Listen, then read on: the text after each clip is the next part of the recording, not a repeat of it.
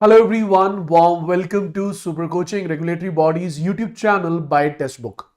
So today I'm here in front of you with a very important session. And trust me guys, this session has a great importance for your upcoming examination as well. I don't know how many of you are aware, but if you go and check, or I would say very simple term, if you Google and check the price of cryptocurrency, you will realize that after, or I would say since the scenario has built up that yes, Donald Trump will be the next president of US, cryptocurrency is rising at a very fast rate. Not only Bitcoin, which is one of the major cryptocurrency, but almost all the cryptocurrencies are rising once he has been elected as president of the great nation, or I would say the largest economy, that is US. Now, in today's session, we will be discussing that what is the reason behind the rise or increase, or I would say the shoot up of cryptocurrency prices, and how Donald Trump, the new president of US, is acting as a catalyst to increase these prices at a pretty high rate.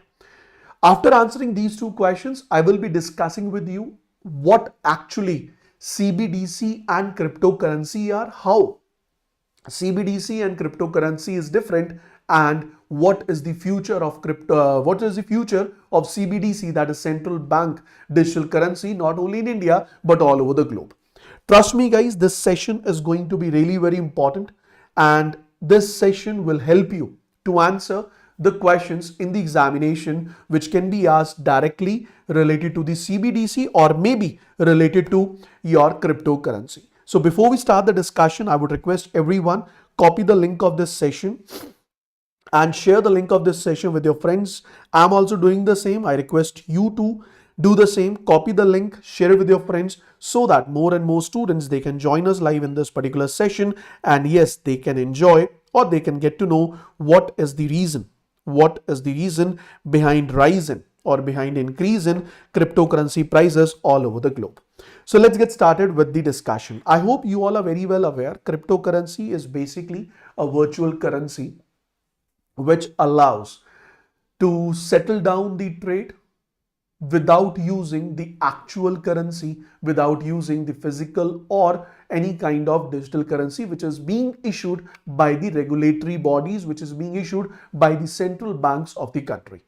So the benefit of cryptocurrency is it will provide you with an alternative to make the trade settlement, undoubtedly, which will decrease the dependency on the nation's currency, and with decrease in dependency, it will enhance the trade, and the format of transferring cryptocurrency is pretty safe because it works on the blockchain technology. Now the question over here is why? So why the prices of cryptocurrency is increasing post US election? Then if you see the prices have shoot up since October. From October till November, the prices has reached around 90,000. Prices has reached around $90,000 per Bitcoin. From day one, this was not the price. Actually, if you go back in 2012 when it was launched, one Bitcoin was not even capable to purchase a $21 equivalent pizza as well. So its price was pretty low, but over the period of time, the prices have increased, and the prices reached to a level of $5,000 per Bitcoin. But unfortunately, COVID-19 hit the market, and after the COVID-19 introduction in the global economy, it has impacted not only the physical, or I would say not only the currencies which are issued by the regulatory bodies, but also the cryptocurrency. But over the period of time, again, cryptocurrency started rising. And if I say in the past 1 or 2 months, cryptocurrency, specifically if I talk about Bitcoin, has increased almost 40%, which can be treated as one of the highest increase among the N number of investment tools which are available. So if I make this point more clear, with respect to the US election, then you can see this very clearly that Trump claims his victory on 6th of November, and on the 6th of November itself, there was a shoot up in the Bitcoin price. It has reached to a level of $75,000 per Bitcoin. But over the period of time, if you talk about today, as per the current news, Bitcoin price has increased to a level of $96,000 per Bitcoin, which is highest till date. Even if I talk about the speculators, they are expecting that the price of Bitcoin, to touch a value of $100,000. They are expecting that the price of Bitcoin is going to touch a value of $100,000, and it is all because of the new president of US, and the name is Donald Trump. Now the question is, sir, why Donald Trump, and why because of him the prices of cryptocurrency is rising?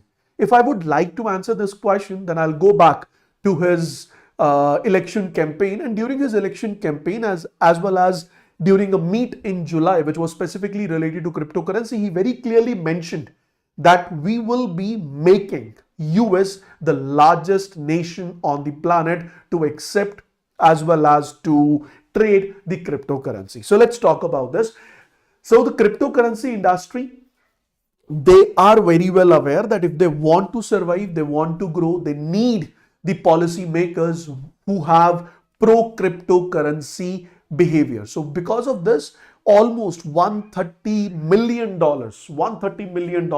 has been invested into the election cycle of US in order to introduce pro-crypto lawmakers, which can increase the validation as well as the survival of cryptocurrency in the economy. So while individual billionaires with crypto interests spend millions to help return Donald Trump to the White House. Now they are determined to change how Washington, that means White House or New York or US, is going to treat their business. So the industry could be well positioned. Why I'm saying that the industry could be well positioned? Because right now in the Congress means if we talk about India, we use the word parliament. In a similar manner, if we talk about US, we use the word Congress. So right now in Congress, we have almost 274 pro-crypto candidates that have been elected, and undoubtedly we have pro-crypto candidates which have been elected in the Congress. Undoubtedly the lawmakers, the policy makers, they will be framing pro-crypto policies which will help the crypto nation or the crypto market or the crypto investors to rise in the near future. So Trump has very clearly mentioned in his election campaign that he promises to make US crypto capital of the planet. So he is promising to make US the crypto capital of the planet. With this particular agenda, with this mindset, undoubtedly speculators are believing that because of Donald Trump, now it's the time that the nation, they are going to reserve cryptocurrency as a source of, I would say, as a source of funds which can be utilized to make future transactions, unlike right now the nations, they are maintaining the forex reserves, which we call US dollars, euro, and the other nation currencies. If US is going to reserve the cryptocurrency, which means the demand of cryptocurrency is going to increase, and undoubtedly this is the simple law of economics. Whenever the demand of a particular commodity increases, it results in increase in price of the same. And this is the reason, after the election or after Donald Trump has been elected as the president of US, cryptocurrency has risen from 70,000 per dollar to almost 96,000 per dollar, and that is the reason that it is the right time to invest in cryptocurrency. Still, if you are thinking that whether you should invest or not, I would suggest you can still take a toll and you can still invest in the same industry in order to enjoy benefits, in order to enjoy good returns in the near future. Moving to the next point. So more than 4 billion, this is a very important point to understand. So more than $4 billion have been streamed into US listed Bitcoin exchange traded funds since the election. So since the election, almost $4 billion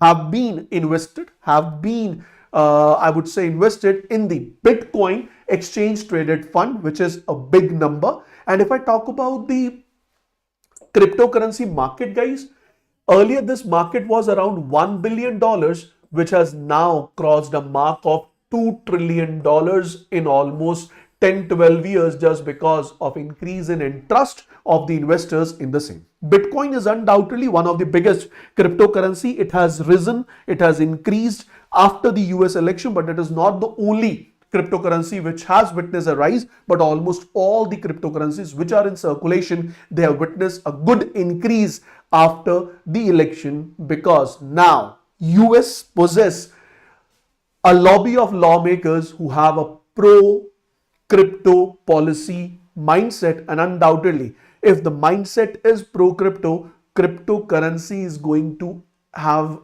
cryptocurrency will witness an increase in interest in terms of government policies, which resulted in increase in demand, due to which the prices has increased, and cryptocurrency, especially the Bitcoin, is standing on the mark to cross a level of $100 billion per Bitcoin. Yes, you heard it correct. $100 billion per Bitcoin, which was sometime around $10-12, then $5,000, and right now it is around $100,000, which is a big number, which is a big amount.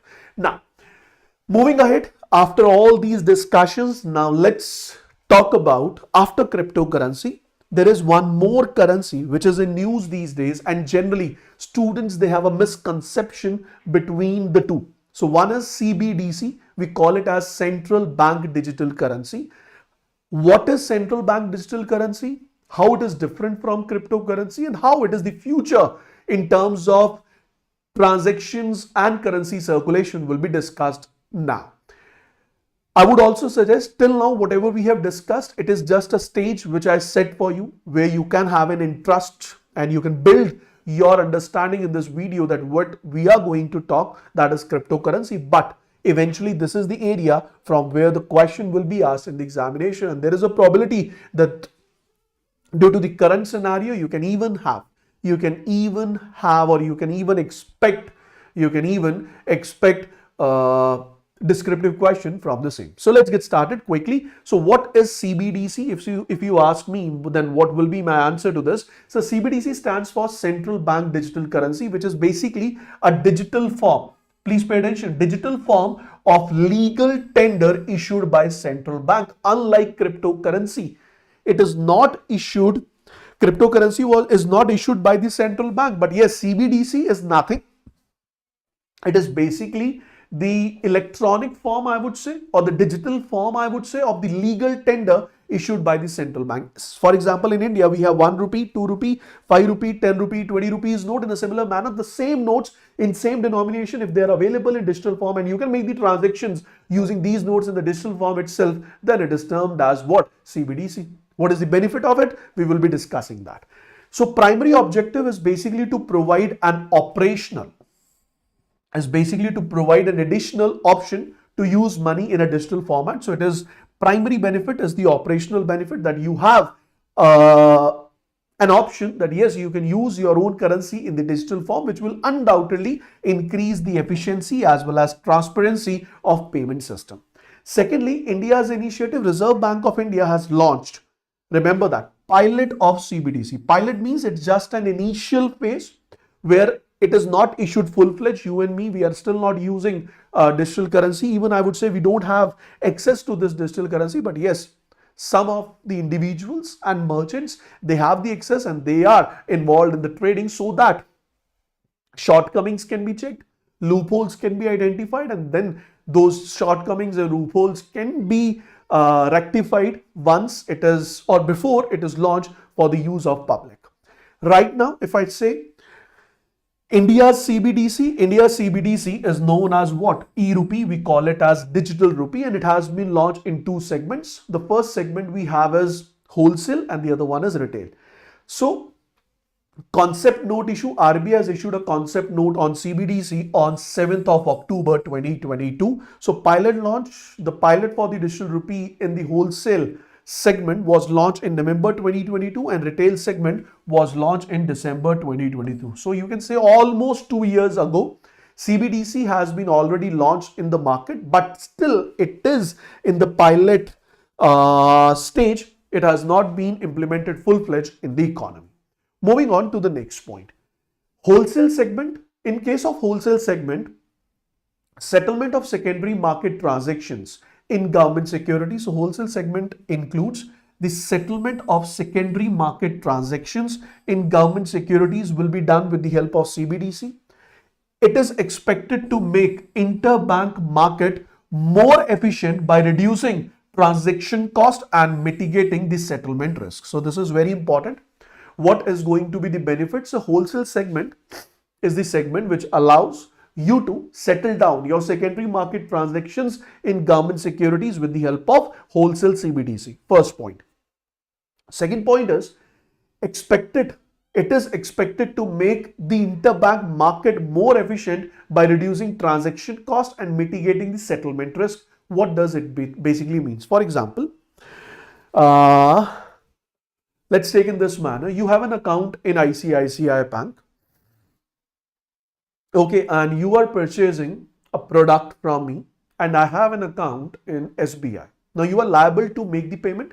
Your account will, or I would say, you will be transferring the funds from your account into my account digitally, obviously. But in that digital flow of funds, there is a requirement of settlement. Why there is a requirement of settlement? The reason is from your account, funds are transferred in the digital form, but the cash settlement is need to be done between ICICI and SBI, and this is done with the help of clearing houses which are regulated by RBI in order to avoid this settlement. Why the settlement is involved? Because of cash settlement. If there is no cash, then there is no settlement required, there is no clearing houses required. As such, what will happen? From one digital account, funds will be transferred into the another account. Why? It's easy because earlier the account holding the funds was holding the fund in digital form only, and now the other account which is supposed to hold these funds, it is also holding in the digital form. Just the banks are informed that from my bank account, funds have been credited into your bank account in the digital form.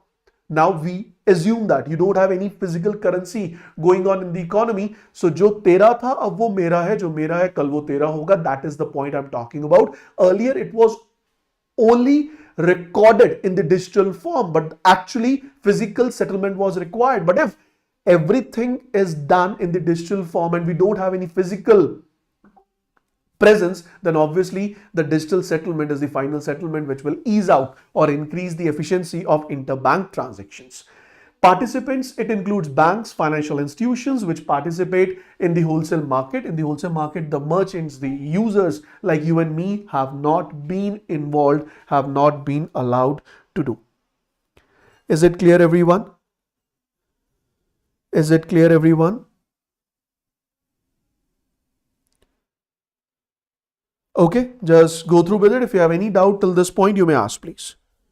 If you have any doubt till this point, you may ask, please.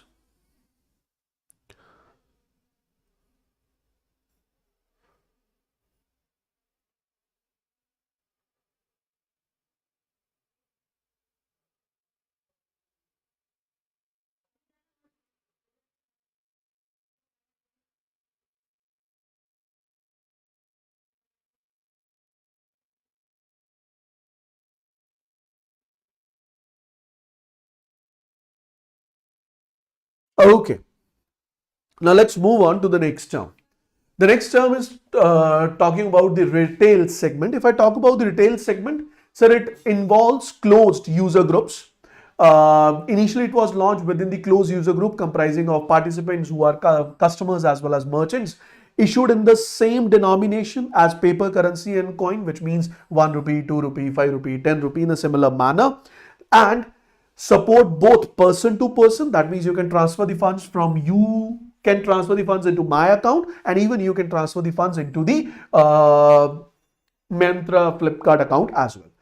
Offer characteristics similar to the physical cash, which include trust, safety, and settlement without earning any interest. So it is very important that it offers you the same features as that, of.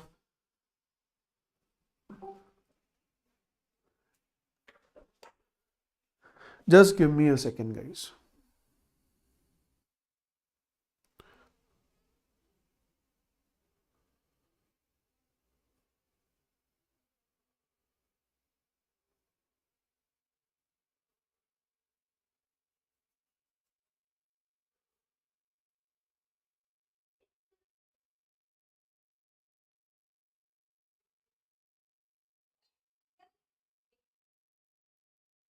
Okay. Now, moving on to the next point. The next point is implementation. So this CBDC is going to be implemented phase-wise, quite obvious. First phase, State Bank of India, ICICI Bank, Yes Bank, IDFC Bank. Subsequently, the other banks were also involved in the participation. It is a faster mode of payment because it allows you to make instant transactions where the funds can be transferred instantly, as it helps you to enjoy, or it helps you, or it offers you with, I would say, faster payment compared to the traditional methods. Then it is a 24/7 availability. We can transfer the funds whenever required. Cost effective because no settlement, then obviously it will reduce the fees in terms of fund transfer. It is cost saving and durability. Durability means in case of physical cash, physical cash involves what? It involves tearing of notes. It even involves the notes to soil down over the period of time. But if it is a digital currency, all these problems can be overcome. So undoubtedly, no manufacturing required, no printing cost involved. So it is a cost beneficial model for the printing agency, that is undoubtedly RBI. Now, efficient government payments. Now, government can efficiently make the direct transfer. For example, Pradhan Mantri Kisan Yojana, Kisan Samman Nidhi Yojana, where government is transferring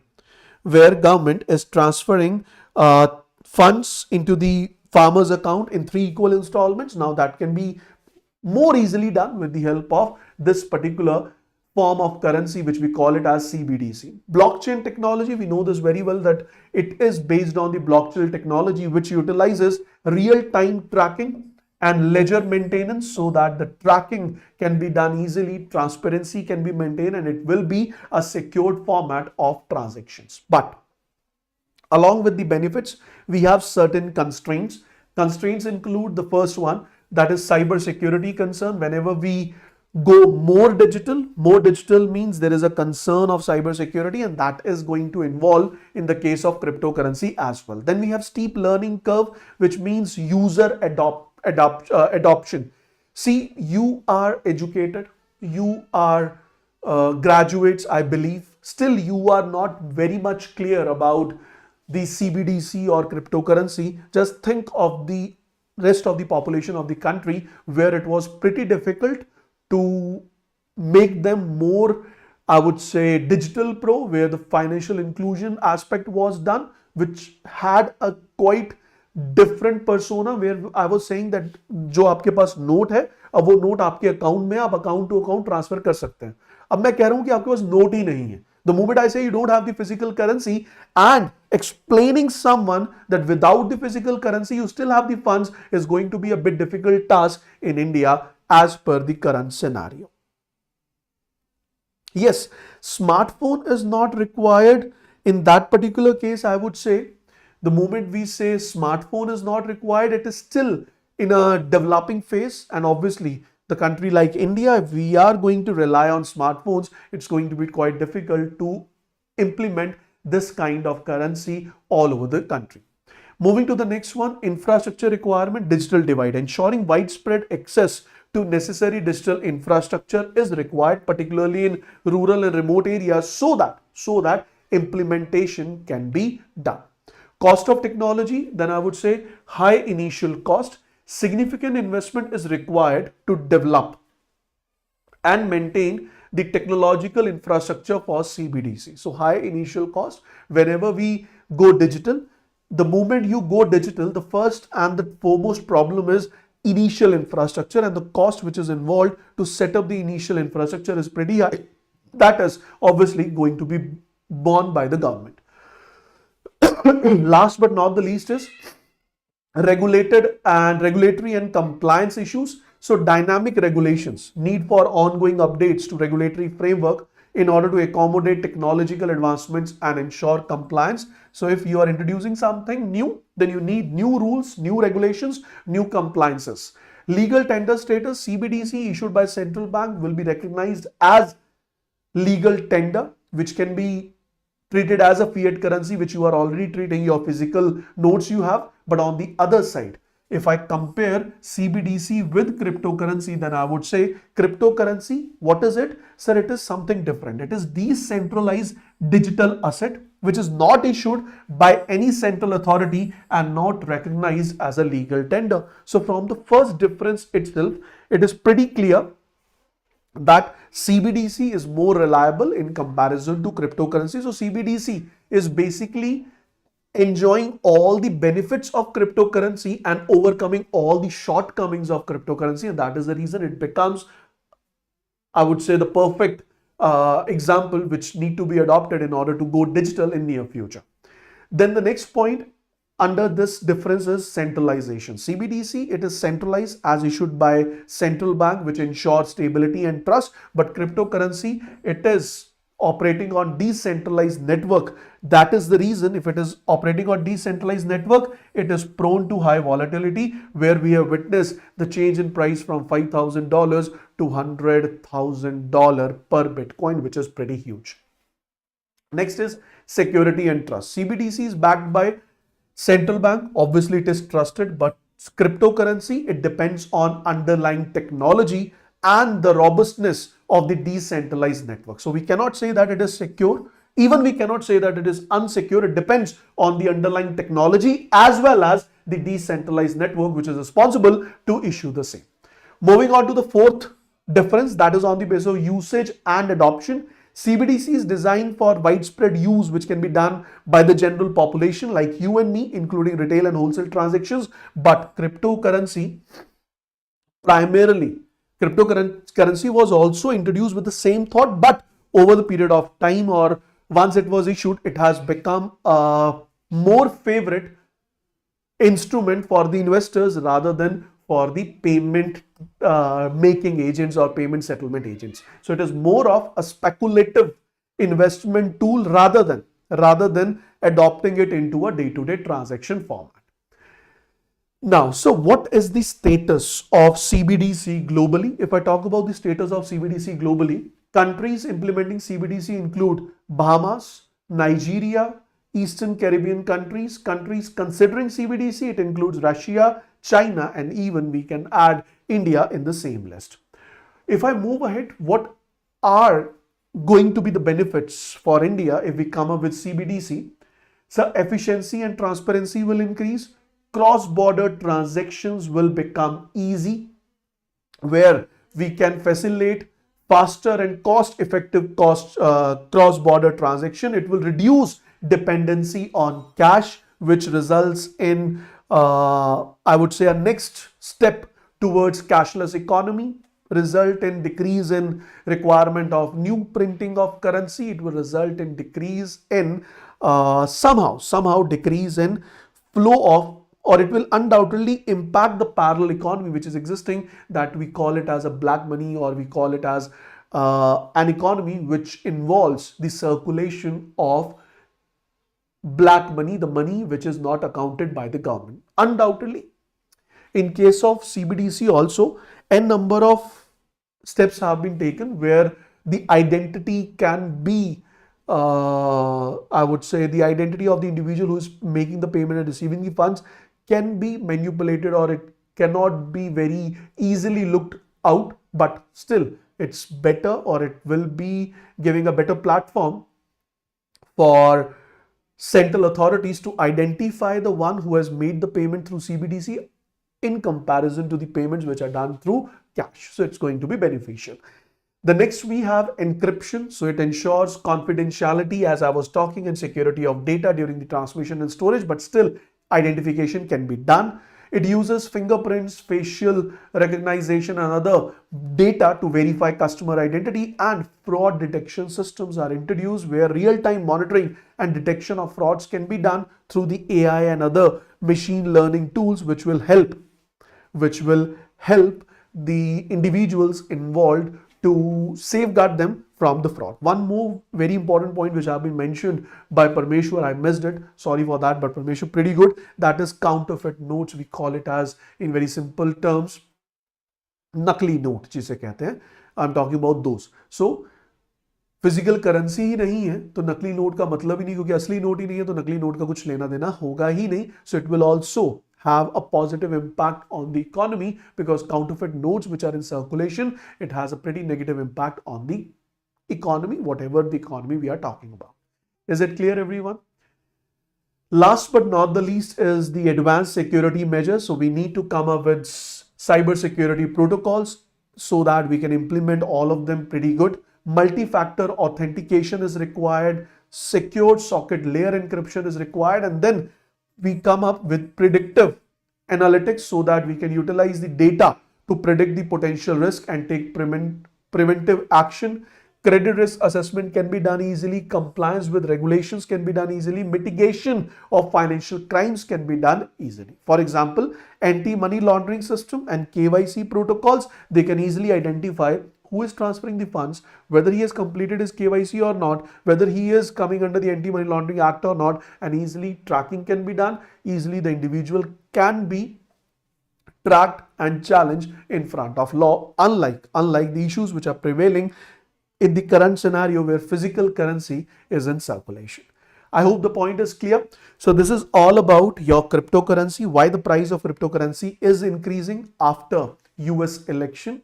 Secondly, what is the difference between cryptocurrency and CBDC? Third, and the most important part, is actually what is CBDC and how it is going to improve the day-to-day operations in an economy.